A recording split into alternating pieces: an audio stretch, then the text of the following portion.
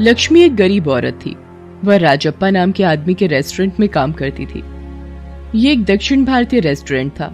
इडली, डोसा, सांभर वड़ा ये सब यहाँ के मेन्यू में शामिल थे। लक्ष्मी काफी सालों से यहाँ काम करती थी। उसके बनाए इडली और वड़ों में गजब का स्वाद होता था। लेकिन जैसे जैसे उस रेस्टोरेंट का नाम बढ़ता गया, उसके मालिक राजप्पा का लालच भी बढ़ता गया। एक दिन पास के थाने का कांस्टेबल रामलिंगम उस रेस्टोरेंट में नाश्ता करने आया। लक्ष्मी ने इडली और वड़ा परोसा।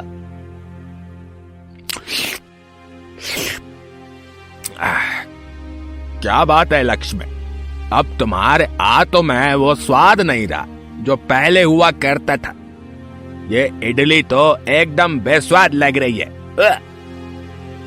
लक्ष्मी कुछ न बोली, मगर राजप्पा बात संभालता हुआ कुटिलता से मुस्कुराकर बोला, इडली तो उसी तरह से बनी है हुजूर, मगर क्या करे, अब बेचारी लक्ष्मी की उम्र हो चली है ने, अब बेचारी से पहले की तरह काम नहीं हो पाता जे।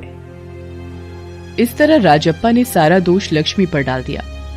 उस दिन लक्ष्मी रेस्टोरेंट बंद होने के बाद राजप्पा के पास आई और कहा, मालिक ये तो ठीक बात नहीं है। खाने के स्वाद में फर्क इसलिए हो रहा है कि अब आप खाना बनाने का सस्ता और घटिया सामान लाकर हमें देते हैं। हम तो पूरी मेहनत करते हैं, मगर जब सामान ही घटिया हो तो कोई उसे खाने लायक कैसे बनाए। बस यही बात तो तुम्हारे समझ में नहीं आई लक्ष्मी, इसीलिए तो तुम सारी जिंदगी दूसरों के लिए काम करती रह गई और मैं इस होटल का मालिक बन गया। अरे सामान जितना सस्ता इस्तेमाल करोगी, मुनाफा उतना ही ज्यादा होगा। अब तुम जाओ, कल सवेरे जल्दी आ जाना। भोली भाई लक्ष्मी के समझ में ये बात नहीं आई कि अपने 10-20 रुपए के फायदे के लिए कोई किसी को गंदगी भी खिला सकता है। इस घटना के कुछ दिन बीत गए। एक दिन रेस्टोरेंट की रसोई में राजप्पा टहल रहा था। तभी वहाँ खाना बनाने वाला दूसरा रसोइया आया। मालिक, चावल कच्चे रह गए हैं, आप कहें तो दूसरे पका दूं? अयो, अब नाश्ते का समय खत्म हो गया है। अब सब लोग खाना खाने के लिए आएंगे। एक तो उनके आने का समय नहीं बचा है और ऊपर से अगर चावल कच्चे तो क्या मैं इन्हें फेंक दूं? अयो, तुम मेरा नुकसान करवाना चाहते हैं क्या? जाकर उसमें थोड़ा पानी डाले और कुछ देर के पकने के लिए छोड़ दे, सब ठीक हो जाएगा। चल। रसोइया मन ही मन राजप्पा को कोसता हुआ वहां से चला गया। तभी वहां लक्ष्मी आती है। मालिक, सांभर के पतीले में छिपकली गिर गई है। अयो, तो क्या हुआ जय? छिपकली को निकालो, बाहर फेंको। मालिक, कहीं खराब सांभर खाकर लोगों की तबीयत ना खराब हो जाए। अयो, 40 लीटर सांभर में अगर 2 इंच की छिपकली गिर जाएगी तो उसे खाने से किसी को कोई नुकसान नहीं होगा जय। लेकिन अगर ये 40 लीटर सांभर फेंक दिया तो मेरा बहुत नुकसान हो जाएगा। इसलिए जाओ और सांभर में से छिपकली निकालो और ग्राहकों को परोसो। लक्ष्मी अवाक रह गई। उसने मन ही मन कहा, हे भगवान, ये आदमी तो राक्षस है। अपने थोड़े से फायदे के लिए ये तो किसी की जान से भी खेल सकता है। लक्ष्मी के मन में आया कि वो उसी समय राजप्पा की नौकरी छोड़ दे, लेकिन उसकी कमाई का और कोई जरिया न था। उसके पति का भी काफी साल पहले देहांत हो चुका था। उसे मन महसूस कर वहां रुकना पड़ा। इस घटना के काफी दिन बीत गए। इस समय सारे देश में कोरोना वायरस की वजह से लॉकडाउन लगा हुआ था। राजप्पा का होटल भी काफी दिनों से बंद पड़ा था। उसने आनन फानन में बिना अपने यहाँ काम करने वालों को पैसे दिए ही उन्हें काम से निकाल कर होटल बंद कर दिया था। लक्ष्मी बेचारी का बड़ा ही बुरा हाल था। उसके पास खाने का एक दाना भी नहीं बचा था। ऐसे समय में लक्ष्मी ने सबसे पहले वही काम किया जो सब करते हैं, यानी भगवान को कोसने का। हे भगवान, अगर मारना ही है तो एक बार में मार दे। क्यों तड़पा रहा है? आज 2 दिन से घर में दाना नहीं है। इस तरह भूख से तड़पाने से तो अच्छा है कि तू एक बार में ही जान ले ले।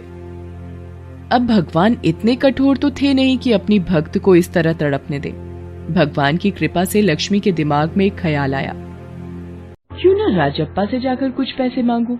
आखिर मेरे पैसे तो उसके पास बाकी है ही। लेकिन बाहर तो पुलिस सबकी हड्डियां तोड़ रही है। कोई बात नहीं, यहाँ भी मरना है और वहां भी मरना है, तो क्यों ना ये कोशिश कर ली जाए। ये सोचकर लक्ष्मी बाहर सबसे बचते बचाते राजप्पा के घर पहुंची। राजप्पा ने उसे पैसे देने से साफ इनकार कर दिया और कहा, अभी तो इतने दिनों से होटल भी नहीं खोला जाए, तुझे कहाँ से पैसे दूं?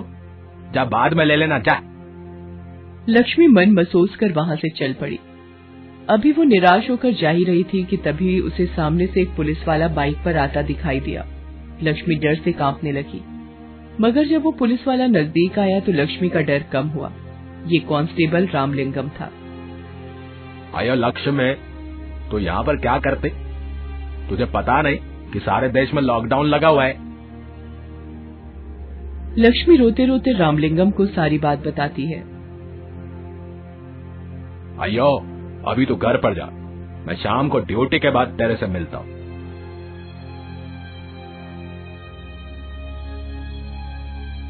अयो ये ले 4000 रुपए, अभी मैं तेरी इतनी मदद कर सकता है, इससे तू अभी खाने का सामान ले आ।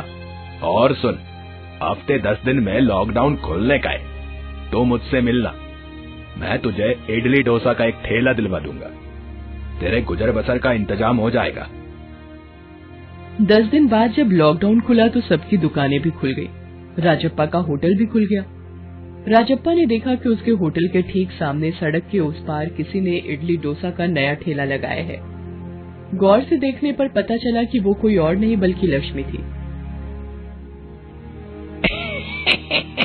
अयो लक्ष्मी, अब तो मुझको टक्कर देगा जे? मेरा दुकान के सामने ये ठेला लगाने का क्या मतलब है?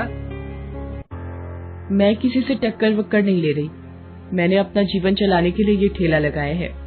इससे मेरा तो फायदा होगा और साथ ही लोगों को भी अच्छा और स्वादिष्ट खाना मिलेगा, जो उन्हें तेरे होटल से दुगने पैसे देने पर भी नहीं मिल पाता। अयो ज्यादा दिन नहीं टेक पाएगा जे तुम मेरे सामने। चल कर ले धंधा, देखता हूँ तेरे धंधे की उम्र कितना है जे। ये कहकर राजप्पा वहाँ से चला आया और अपने होटल में आकर बैठ गया। अयो मेरे होटल में पंखा है, टीवी है, खाने के लिए कुर्सी है, मेज है, देखता हूँ कि इस लक्ष्मी का ठेला कितने दिनों तक टिकता है। लेकिन राजप्पा का सोचना गलत निकला। लक्ष्मी का ठेला दिन पर दिन तरक्की करने लगा। लक्ष्मी मन लगाकर काम करती और सबको प्रेम से खिलाती। उसके इडली और वड़े जैसा स्वादिष्ट इडली वड़ा उस इलाके में कोई नहीं बना पाता था। उसके यहाँ कम दामों में बढ़िया, साफ सुथरा और स्वादिष्ट खाना मिलता था, इसलिए उसके ठेले पर ग्राहकों की भीड़ लगी रहती थी। उधर राजप्पा के होटल में अब कोई नहीं जाता था। उसका होटल खाली पड़ा रहने लगा। उसके होटल से अब इतनी भी आमदनी नहीं होती थी कि वो होटल के बिजली का बिल भर सके। वहाँ लक्ष्मी का ठेला इतनी अच्छी तरह से चल रहा था कि लक्ष्मी की एक दिन की कमाई राजप्पा की महीने भर की कमाई से ज्यादा होती थी। लेकिन ग्राहक बढ़ने से लक्ष्मी की परेशानी भी बढ़ने लगी थी। उसे अब एक जगह की जरूरत थी। एक दिन वो राजप्पा के होटल में गई। राजप्पा काउंटर पर बैठा मक्खियां मार रहा था। अयो, तुम मेरा सब कुछ बर्बाद करके अब यहाँ क्या करने को आई? तुमने जरूरत से ज्यादा लालच किया राजप्पा, उसी वजह से तुम्हारी ये हालत हुई है। मगर अगर ईमानदारी से मेहनत करना चाहो तो तुम्हारे पास अभी भी एक मौका है। अयो कैसा मौका है? मुझे एक बड़ी जगह की जरूरत है। तुम्हें जरूरत है ऐसा खाना बनाने वाले की जिससे तुम्हारा होटल फिर से चमक उठे। अगर हम दोनों पार्टनर बन जाएं तो हम दोनों की समस्या हल हो जाएगी। अयो, तुमने बिल्कुल सही बोला जय, मुझे मंजूर है जय, मुझे मंजूर है। तो फिर ठीक है, लेकिन एक बात याद रखना, अब से हम दोनों पार्टनर हैं और इस होटल को मिलकर चलाएंगे, इसलिए हमारा मुनाफा बराबर होगा।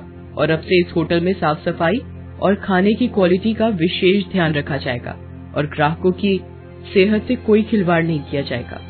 वो अपने होटल का नाम इडली वाली रखते हैं। राजप्पा हाँ में सिर हिलाता है और उस दिन से दोनों मिलकर काम करने लग जाते हैं। इससे उन दोनों को काफी फायदा होता है और कुछ ही दिनों में उनके होटल का नाम दूर दूर तक फैल जाता है। हेलो दोस्तों, कैसे हैं आप सब? हमारी कहानियां देखने के लिए हमारे चैनल को सब्सक्राइब कीजिए और हाँ, बेल आइकॉन पर क्लिक करना मत भूलिएगा।